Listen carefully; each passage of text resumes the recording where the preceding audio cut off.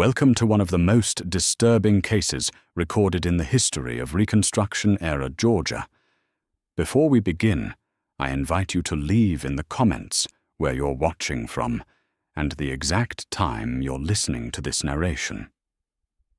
The year was 1873, when the grand homes of Savannah's historic district stood as monuments to a world irrevocably altered by war and emancipation. Among these stately residences, the Thornton Mansion on Bull Street maintained its reputation for respectability. The home of Judge William Thornton, whose legal opinions shaped the city's uncertain new order. It was in this setting that a peculiar arrangement came to light, one involving the judge's daughter Catherine and a young freedman named Isaiah Freeman, whose financial transactions recorded in a boarding house ledger would eventually expose one of the most inexplicable and scandalous relationships ever documented in Georgia's post-war history. The first evidence of this arrangement remained hidden until the spring of 1891, when a city clerk named Thomas Whitmore was tasked with examining property records related to a disputed inheritance concerning the former Walsh boarding house on Broughton Street. Among the dusty account books and receipts stored in the basement of the Chatham County Courthouse, Whitmore discovered a leather-bound ledger that had somehow escaped destruction, despite the standard practice of discarding such records after 10 years. The ledger, maintained by the proprietress Mrs. Harriet Walsh between the years 1871 and 1874, contained the usual notations one would expect: names of lodgers, dates of occupancy, amounts paid for rooms and meals. However, one series of entries immediately arrested Whitmore's attention, entries that appeared every week without fail from October 1872 through August 1873, always recorded in the same careful hand: Miss C. Thornton, Room 7, private arrangements, sum received.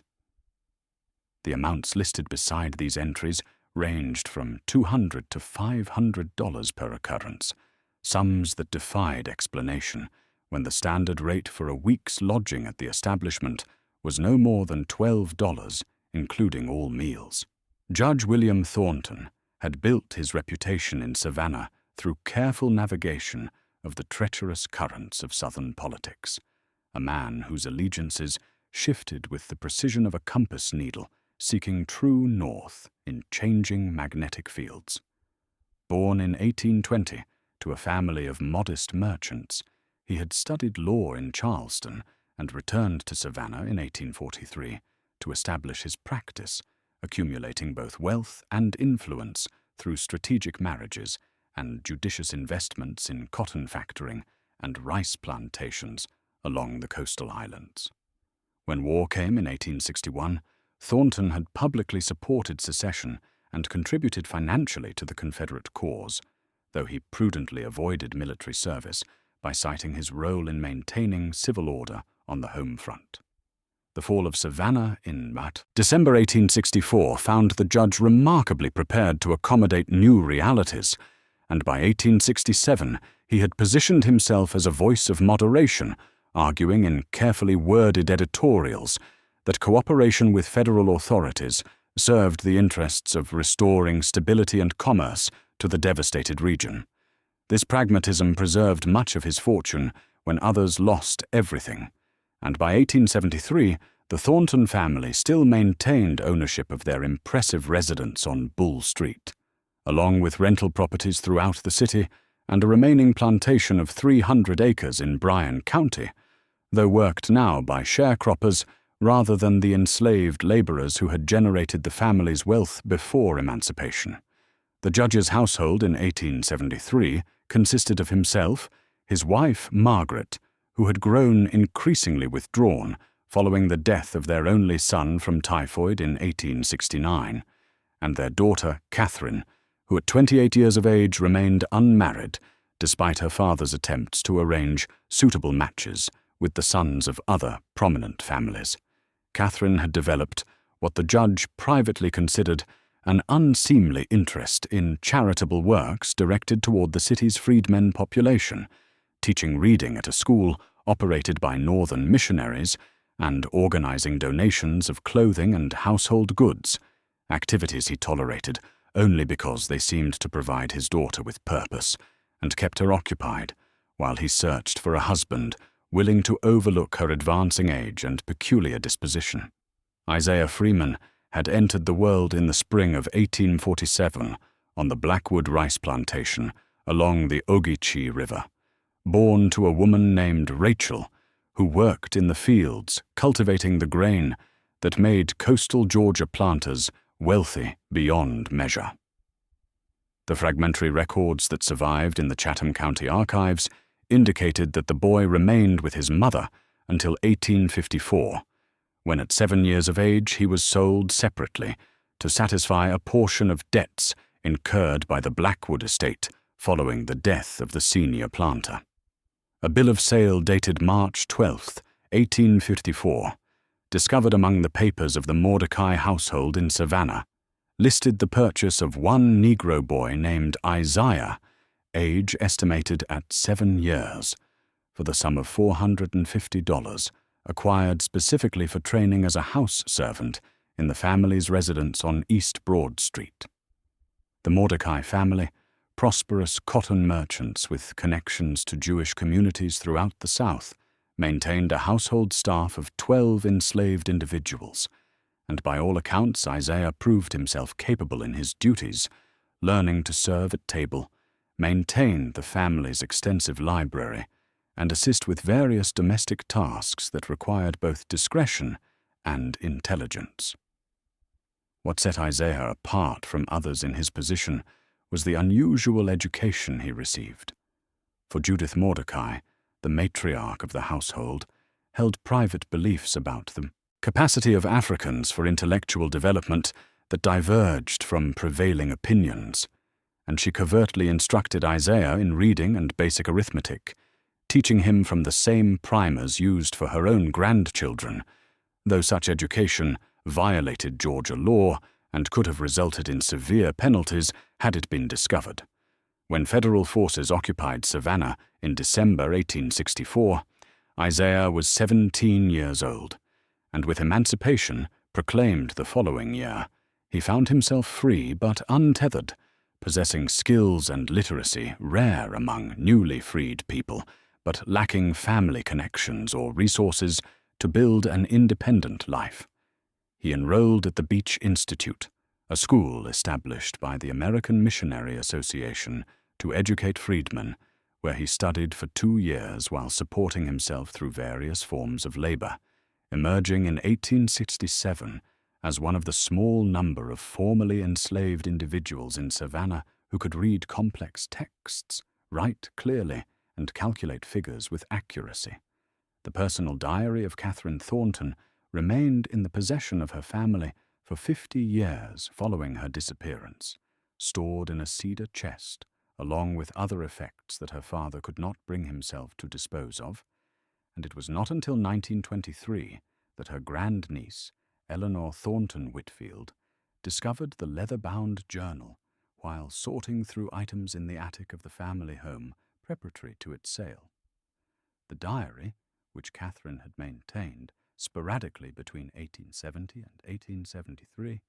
contained entries that ranged from mundane observations about weather and social calls to increasingly disturbing meditations on power, submission, and what she termed the architecture of human hierarchy. The entry dated February 3, 1872,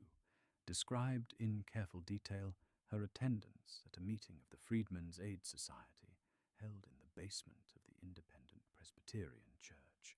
where she had gone to deliver donations of clothing and discuss the needs of the missionary school where she volunteered. Among those present was a young man identified only by his initials in the entry, though later comparison with attendance records maintained by the society confirmed this individual as Isaiah Freeman, who had been invited to speak about his experiences acquiring education and establishing himself in trade. Catherine's description of this first encounter revealed an immediate and troubling fascination. noting that the man possessed a commanding presence, wholly at odds with the deference typically displayed by freedmen in mixed company, that his eyes, when he looked at her, held neither the lowered gaze of subservience nor the smouldering resentment she had observed in others, but rather something she struggled to articulate, describing it as a quality of assessment, as though he were measuring not her social position or her charitable intentions, but some deeper aspect of her character that she herself had not yet recognized. The entry concluded with a passage that Eleanor Whitfield found so disturbing she initially considered destroying the entire diary. Words that read in Catherine's precise hand, "I find myself returning in thought to this man's gaze, and I am troubled by a question that I dare not speak aloud, which is whether true understanding of what we have inflicted upon others can be achieved through contemplation alone, or whether it requires something more direct, more visceral, more complete." The diary entries that followed Catherine Thornton's initial encounter with Isaiah Freeman charted a psychological transformation that her grandniece would later describe in a letter to a historian as evidence of either profound moral awakening or dangerous obsession, though perhaps the two states were not as distinct as polite society preferred to believe. Between March and September of 1872, Catherine's journal evolved from a record of daily activities into a philosophical treatise on the nature of power and subjugation, filled with passages that quoted from abolitionist literature she had secretly acquired,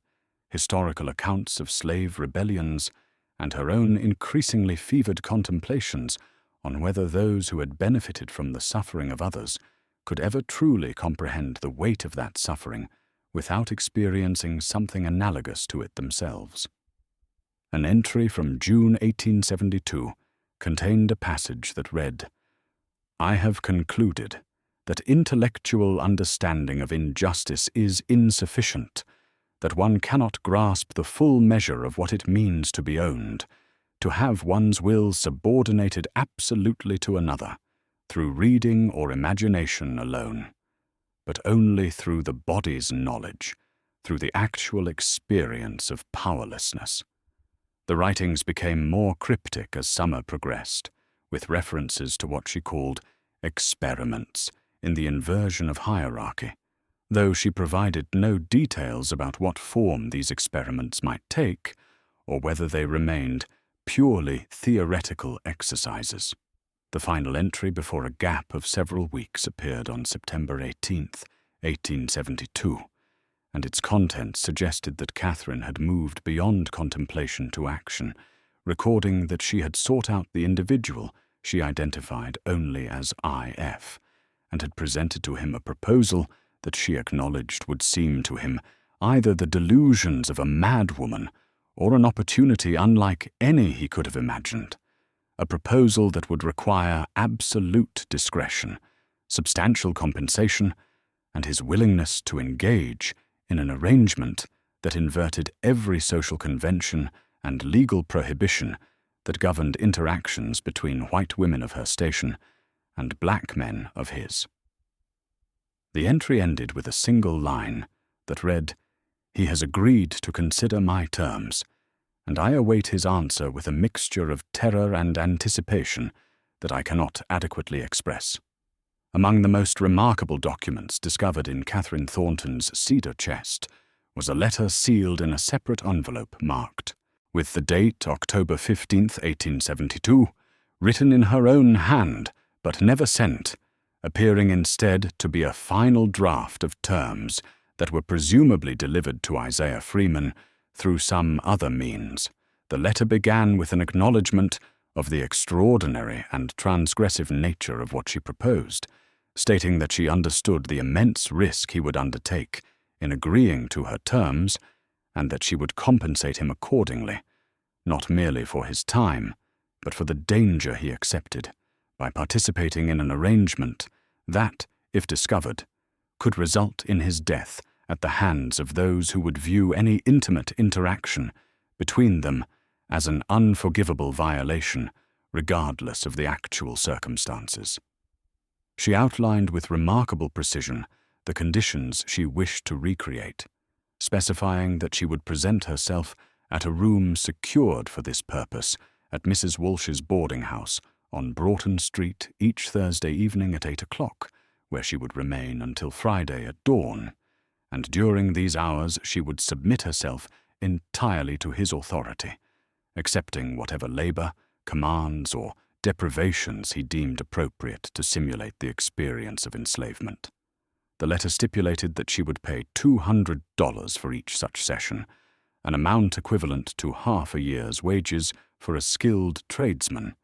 and that this sum would be delivered in cash at the conclusion of each meeting.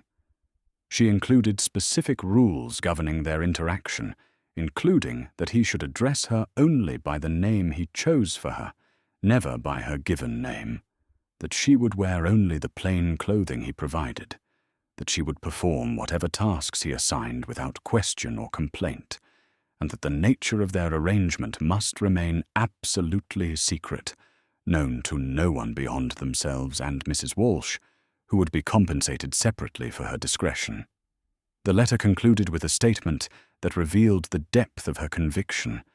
asserting that only through this direct experience of subjugation could she hope to understand the magnitude of what her family and her class had inflicted upon generations of enslaved people,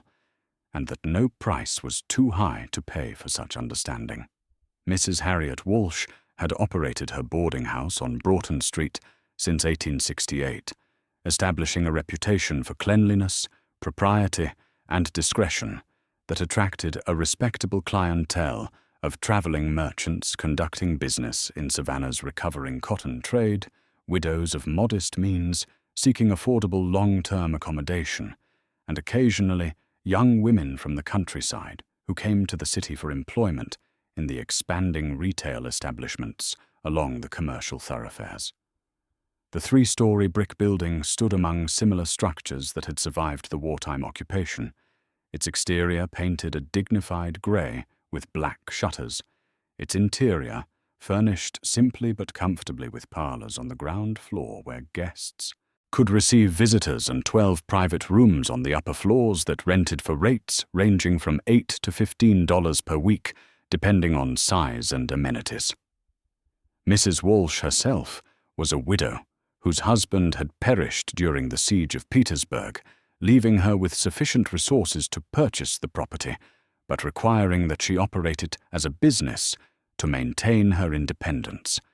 and she prided herself on maintaining standards that kept her establishment free from the sort of questionable activities that plagued less scrupulous boarding houses in the rougher quarters of the city. It was therefore with considerable reluctance, and only after substantial financial inducement, that she agreed to rent room 7 on the second floor to Miss Catherine Thornton under the unusual terms proposed in September 1872, terms that included accepting payment of $25 per week for a room normally rented for $10, asking no questions about the purpose for which the room would be used, and maintaining absolute silence about the identity of any persons who might visit that room during the hours it was occupied. The statement Mrs. Walsh provided to police in March 1874, long after the arrangement had ended, revealed details she had observed despite her agreement not to inquire. That Miss Thornton arrived each Thursday evening dressed in plain calico rather than the fine clothing appropriate to her station, carrying a small canvas bag, that she entered through the side door rather than the main entrance, and that approximately 1 hour after her arrival, a tall Negro man would appear at that same door, always after full darkness had fallen, and make his way directly to the second floor without speaking to anyone he encountered in the hallways. The testimonies of other residents at Mrs. Walsh's boarding house emerged gradually over the years following Catherine Thornton's disappearance, compiled from statements given to various authorities, and later collected by researchers attempting to piece together the full narrative of what had transpired in Room 7 during those 10 months in 1872 and 1873. A merchant named Robert Caldwell from Charleston, who maintained a regular room at the establishment while conducting business in Savannah's cotton exchanges, provided a statement to an attorney in 1875, describing sounds he had heard on multiple Thursday evenings emanating from the room adjacent to his own. Caldwell reported hearing what appeared to be orders being delivered in a male voice, commands to perform various tasks that he could not fully discern through the walls, but which seemed to involve physical labor of some kind, followed by responses in a female voice that clearly stated the words, "Yes, sir, and I understand, sir," a pattern of interaction that struck him as peculiar, but which he attributed at the time to some form of theatrical rehearsal, or perhaps the eccentricities of a private tutor instructing a particularly submissive student. More disturbing testimony came from Mrs. Eleanor Hutchins, a widow who resided in a ground-floor room near the side entrance, who stated in an interview conducted in 1891 that she had on at least 6 occasions encountered Miss Thornton departing the building on Friday mornings, and that the young woman's appearance on these occasions was markedly different from her arrival the previous evening, her hair disheveled and improperly pinned, her complexion pale with exhaustion, her gait suggesting profound physical weariness, and most notably, visible marks upon her wrists that appeared to be abrasions or rope burns, as though she had been bound for extended periods. Mrs. Hutchins admitted that she had mentioned these observations to Mrs. Walsh, who had curtly informed her that the private affairs of paying guests were not subject to commentary or speculation, and that continued residence at the establishment required adherence to principles of discretion. A porter employed at the boarding house added his own testimony in 1893, recalling that he had been instructed by Mrs. Walsh to deliver buckets of water to room 7 each Thursday evening and to collect soiled linens each Friday morning, and that the linens often bore stains, suggesting strenuous physical exertion, and that the room itself frequently smelled of sweat, lamp oil, and something he described as the scent of fear. The financial records that City Clerk Thomas Whitmore uncovered during his investigation into the Walsh boarding house ledger told a parallel story of wealth systematically transferred from one individual to another across the racial and social boundaries that supposedly governed all economic transactions in Reconstruction-era Savannah.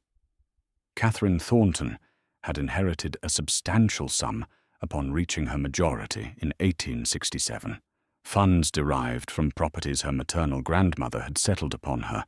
through a trust that provided her with independent means beyond her father's direct control, an amount that totaled approximately $22,000 held in accounts at the Savannah Bank and Trust Company. The withdrawal records from those accounts, which Whitmore obtained through legal channels after convincing a judge that they were relevant to establishing the legitimacy of certain property transfers, revealed a pattern of systematic depletion that began in October 1872 and continued with remarkable consistency until August 1873. Each week during that period, Catherine withdrew sums ranging from $200 to $500 in cash, amounts that required her to appear in person at the bank with written authorization, and which the tellers recorded with notations indicating the withdrawals were for personal expenses, though no respectable woman of her station would normally require such substantial weekly sums for any legitimate purpose. By August 1873, when the withdrawals abruptly ceased, Catherine had removed more than $15,000 from her accounts, leaving her with barely $7,000 remaining from what had been a comfortable independence. The corresponding records from the Freedmen's Savings Bank, an institution established to serve the financial needs of formerly enslaved people, showed that Isaiah Freeman had opened an account in November 1872 and made regular deposits throughout the following months, deposits that precisely matched the amounts and timing of Catherine's withdrawals when accounting for a 1-week delay. Isaiah used these accumulated funds to purchase a small building on West Broad Street in March 1873, establishing a trading business that dealt in dry goods and household supplies, and to acquire a modest house on the outskirts of the city, transactions that made him one of the more prosperous black businessmen in Savannah, and which attracted notice in the freedmen community as an example of what could be achieved through industry and careful management, though none who congratulated him on his success could have known the true source of his sudden wealth. The correspondence between Judge William Thornton and his sister Adelaide Thornton Rutledge, preserved in the Rutledge family papers at the South Carolina Historical Society,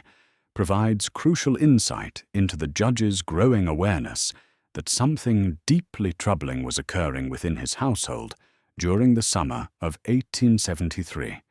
The letter dated July 18, 1873, written in the judge's characteristically precise legal hand, began with routine inquiries about Adelaide's health and her husband's shipping business in Charleston, before turning to matters that clearly weighed heavily upon his mind. He wrote that Catherine had become increasingly secretive about her activities, that she frequently departed the house on Thursday evenings, claiming attendance at charitable society meetings that he had discovered through discreet inquiry did not occur on those dates, and that she returned home on Friday mornings in a state of obvious exhaustion that she attributed to the demanding nature of her volunteer work among the poor. The judge confessed to his sister that he had initially dismissed his concerns as the natural worries of a father whose daughter remained unmarried at an age when she should have been settled with a family of her own, but that recent events had convinced him that Catherine's behavior warranted more serious investigation. He revealed that he had engaged the services of Marcus Webb, a private inquiry agent who had previously assisted him in investigating the financial affairs of parties involved in litigation, instructing Webb to follow Catherine during her Thursday evening excursions and report on her activities with absolute discretion. More disturbing still were rumors that had reached the judge through his household staff, who maintained connections within Savannah's black community, rumors suggesting that a white woman of quality had been seeking peculiar services from a freedman, services that the rumors did not specify, but which were spoken of in tones that suggested something scandalous and possibly criminal. The judge wrote that he had initially dismissed these rumors as the usual exaggerations and falsehoods that circulated among the lower classes, but that the timing of the rumors, which had begun circulating in the spring of 1873, coincided too precisely with Catherine's unexplained absences to be mere coincidence, and he concluded his letter by stating that he feared his daughter had become entangled in some situation that threatened not only her reputation, but the standing of the entire Thornton family. The sworn affidavit provided by Marcus Webb to Judge Thornton's attorney in September 1873, a document that remained sealed in the judge's private papers until their donation to the Georgia Historical Society in 1947, detailed the events of Thursday evening, August 21, 1873, when Webb followed Catherine Thornton from her father's residence on Bull Street to Mrs. Walsh's boarding house on Broughton Street. Webb stated that he had observed Miss Thornton departing through the side gate of the Thornton property at approximately 7:30 in the evening, dressed in plain clothing wholly inappropriate to her station, carrying a small canvas bag, and walking with apparent purpose toward the commercial district, rather than in the direction of any of the churches or charitable establishments where she claimed to spend her Thursday evenings. He followed at a discreet distance as she made her way along several streets before entering the boarding house through a side entrance, remaining inside for approximately 1 hour before Webb observed a tall Negro man, whom he later identified through inquiries as Isaiah Freeman, approaching the same entrance and entering the building. Webb stated that he waited another 30 minutes to confirm that neither party emerged, then departed immediately to inform Judge Thornton of his observations, arriving at the Thornton residence shortly after 10 o'clock to deliver his report. Among Catherine's effects, discovered after her disappearance, was a fragmented letter addressed to Isaiah, undated but written on paper, that matched other entries from late August in her diary. A letter that had been begun but never completed or sent, its tone suggesting it had been composed in the immediate aftermath of a traumatic confrontation. The fragment began with the words, "He knows, and what he knows has transformed him into something I have never before witnessed, a rage that transcended all bounds of paternal authority and became pure violence," and continued with descriptions of accusations shouted, of her father's statements that he would see Isaiah Freeman hanged before he would permit such an abomination to continue, and of her own defiant responses that she was acting of her own free will in pursuit of understanding that her father could never comprehend, before the letter broke off. Mid-sentence, the remaining page torn away. On the morning of August 23, 1873, 2 days after the confrontation that had shattered whatever fragile peace existed within the Thornton household, Catherine Thornton was discovered to be missing from her father's residence, her bed found unslept in, and her personal effects suggesting a hasty departure, with several dresses removed from her wardrobe and various items of jewelry absent from the case where she normally stored them. The Savannah Daily Republican published a brief notice in its August 25th edition, positioned in the same column typically reserved for advertisements seeking the return of lost property or absconded debtors, a notice that read simply, "Information requested. Miss Catherine Thornton, aged 28 years, of Bull Street, has been absent from her residence since the morning of August 23rd. Any persons having knowledge of her whereabouts are requested to communicate with Judge W. Thornton or the city police. Reward offered for information leading to her safe return." Judge Thornton presented himself at the police station on the afternoon of August 24th, where he filed a formal report stating that his daughter had departed the family home following a disagreement of a private nature, that he had reason to believe she had left of her own volition rather than through any form of coercion or abduction, but that, given her sheltered upbringing and limited experience with the practical matters of independent travel, he held concerns for her safety and wished the authorities to make inquiries into her possible whereabouts. The police report, discovered in 1902 during a reorganization of the department's archives, noted that Judge Thornton had declined to provide specific details about the nature of the family dispute, stating only that it concerned matters of a delicate character, inappropriate for public discussion. Isaiah Freeman was brought to the police station for questioning on August 26th, after an anonymous source informed authorities that he had been observed in the vicinity of the Thornton residence on the evening of August 22nd. Freeman's statement, recorded by the attending officer, asserted that he had no knowledge whatsoever of Miss Thornton's current location, that he had indeed been near the Thornton property on the date in question, but only because his route home from his business on West Broad Street took him along that section of Bull Street, and that he had not spoken to Miss Thornton or any member of her household for several weeks. The property records filed at the Chatham County Courthouse documented a remarkable sequence of transactions that occurred with unusual haste in the days immediately following Catherine Thornton's disappearance, transactions that suggested Isaiah Freeman had determined that remaining in Savannah posed unacceptable risks regardless of what assurances the police might have provided regarding his innocence in the matter of the missing woman. September 3rd, 1873, Freeman sold his trading business on West Broad Street to a consortium of 3 black businessmen for the sum of $800,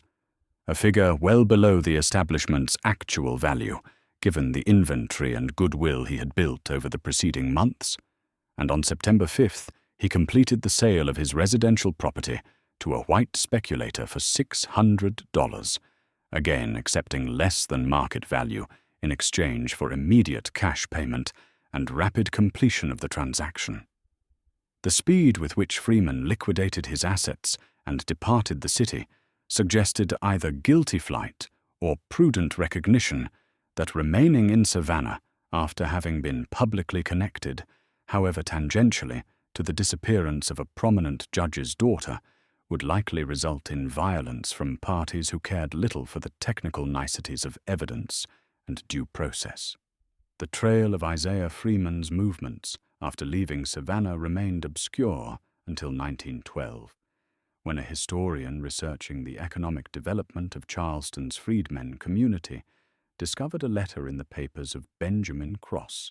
a merchant who had operated a dry goods store on King Street during the 1870s. The letter, dated September 28, 1873, was addressed to Cross's brother in Philadelphia and contained, among various business matters, a passage describing a recent arrival to Charleston, noting that a well-spoken Negro man named Isaiah Freeman had established himself in a modest house near the docks and had brought with him a white woman who gave her name as Mary Henderson and who presented herself in the peculiar role of indentured servant to Freeman, performing domestic labor in his household and addressing him with the deference typically shown by servants to masters. Cross wrote that the arrangement had caused considerable comment in the neighborhood, both among black residents who found it remarkable and among white residents who found it deeply offensive, and that Freeman had explained to those who inquired that Miss Henderson had bound herself to his service for a period of years to satisfy debts her family owed him.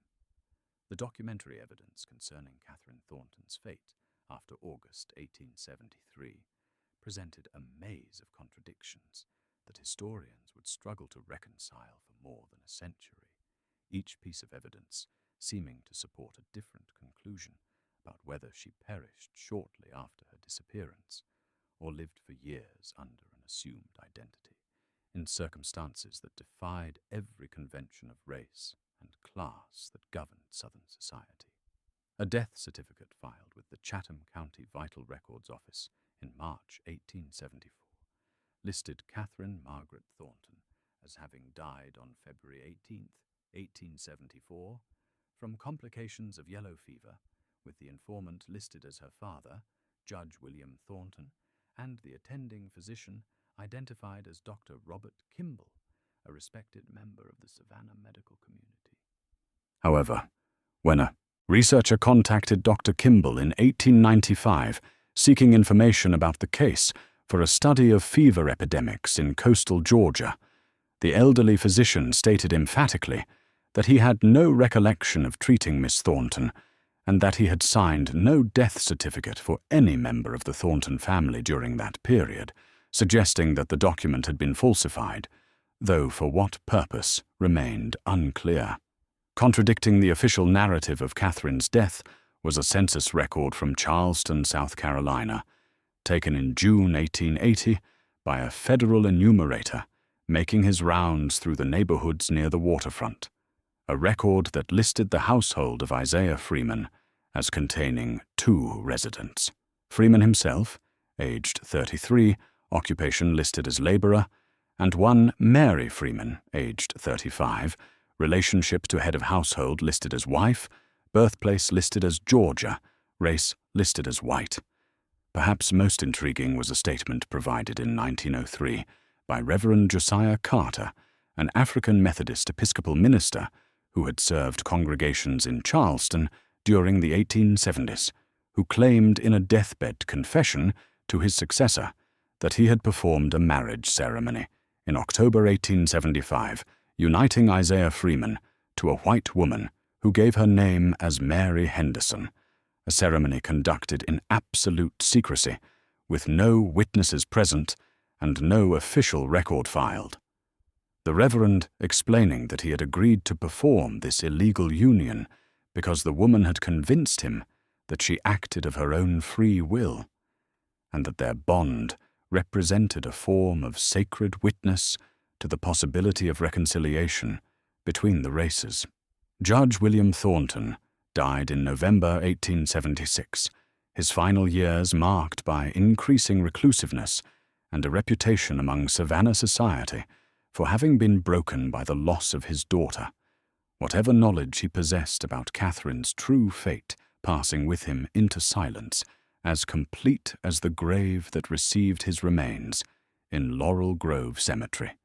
The trail of Isaiah Freeman grew increasingly faint after 1885, with the last confirmed record of his presence in Charleston being a property tax payment for a small house near the waterfront. And after that date, his name disappeared entirely from city directories, census records, and all other documentary evidence that might have revealed whether he remained in South Carolina, relocated to another state, or perhaps departed the country entirely for one of the black emigration communities that had been established in Liberia or the Caribbean. No body identified as Catherine Thornton was ever recovered.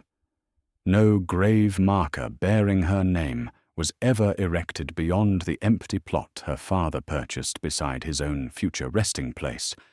and the death certificate filed in 1874 remained the only official acknowledgement of her demise, despite its questionable authenticity. The most tantalizing piece of evidence emerged more than a century after these events, when in 2003, an estate sale in Charleston's historic district included among various household items a bundle of letters dating from the 1880s and 1890s, correspondence written by an elderly black woman named Ruth Simmons to her daughter, who had moved to Boston. Among these letters was one dated April 1890 that described the writer's neighbors and acquaintances, including a passage that read, "There is a white woman in this district who has lived these many years with a colored man, not in secret shame, but in strange dignity, and she told me once that she chose her own chains and found freedom in them, that she calls this man master, not from compulsion, but from a devotion that the world could never understand." The letter provided no names, offered no identifying details beyond the general location and time frame, yet the dates and circumstances aligned with such precision to the known facts of Catherine Thornton and Isaiah Freeman that dismissing the connection seemed nearly as difficult as confirming it, leaving the ultimate truth suspended in that same ambiguous space where so much of Southern history resides, neither wholly known nor completely obscured.